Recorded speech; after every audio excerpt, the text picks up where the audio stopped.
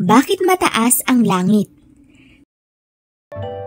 Noong unang panahon ay mababang-mababa ang langit at walang buwan ni bituin.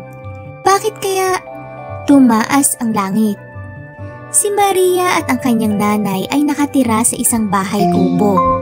Si Maria ay may suklay na ginto at kwintas na may butil-butil na ginto.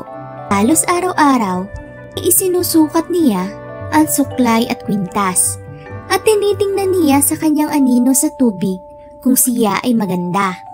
Isang araw, nang isinusukat ni Maria ang suklay at ang kwintas, ay tinawag siya ng kanyang nanay. "Maria, magbayo ka ng palay," ang wika ng ina.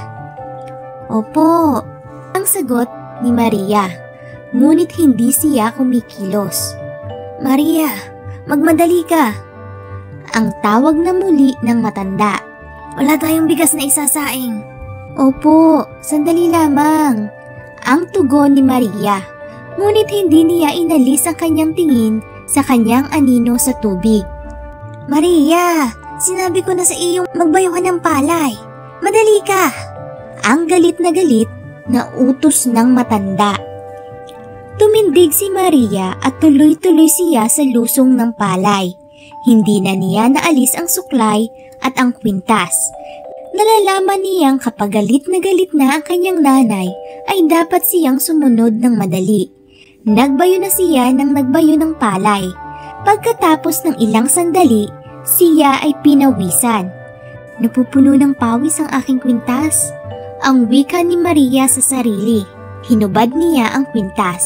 Inalis ang kanyang suklay. Isinabit ang mga ito sa langit na noon ay mababang-mababa at naaabot ng kamay. Samantalang siya ay nagbabayo at tinitingnan ang suklay at kwintas. "Kay ganda ng aking suklay at kwintas," ang wika ni Maria sa kanyang sarili. Pagkatapos ko ng pagbabayo ng palay ay isusuot ko muli ang aking suklay at kwintas." Sa gayong pagsabi ay dinalas niya ang pagbabayo ng palay upang ito ay matapos at maisuot niya muli ang suklay at kwintas. Tumaas ng tumaas ang pagbubuhat niya ng halo at dumalas ng dumalas ang pagbagsak nito sa lusong. Umabot na pala ang dulo ng halo sa langit, ngunit hindi niya napapansin. Sa palay na ngayon ang kanyang tingin. Tinitingnan niya kung malapit na siyang makatapos upang maisuot niya ang suklay at kwintas.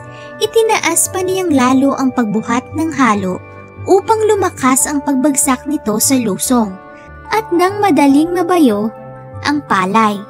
Sa bawat pagtaas pala niya ng halo ay bumubunggo ang halo sa langit at bawat pagbunggo naman ay tumataas ang langit.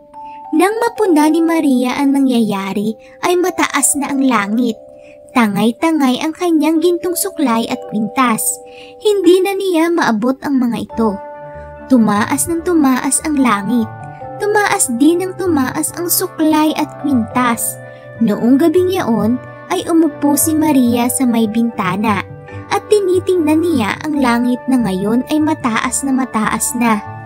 Hinanap niya ang kanyang suklay at kwintas.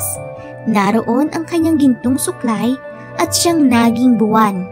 Ang mga gintong butil ng kanyang kwintas ay nagkahiwa-hiwalay at siya namang naging mga bituin. "Lalong maganda ngayon ang aking gintong suklay.